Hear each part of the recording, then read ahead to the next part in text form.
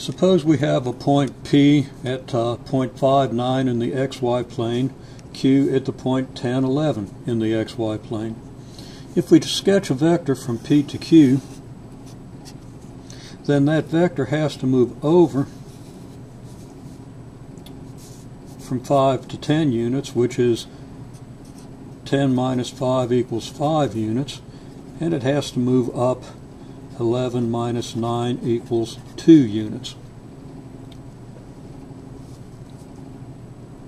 We construct a vector of magnitude 1 in the x direction and a vector of magnitude 1 in the y direction. We call this vector the vector in the x direction is our I vector.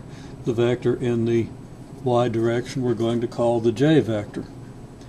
If we take 5 of the I vectors, they'll go from here to here, so that the displacement from this point to this point can be denoted 5I. The displacement from here to here is 2 of the j vectors. 2 units in the y direction would be 2 of the j vectors, so that would be 5I plus 2j.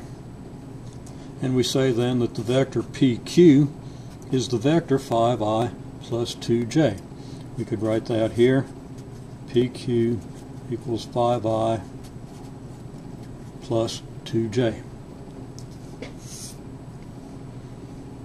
So PQ is a vector from P to Q. We can express it as 5I plus 2j. We can also express that in using brackets, kind of pointy brackets. Actually, it's a less than and a greater than sign, but we're not treating them as less than and greater than signs, sort of like parentheses but with a point. And we could express this as the vector 5, 2. We put an arrow over any vector to indicate that it's a vector. Now we ask, what's the magnitude of PQ?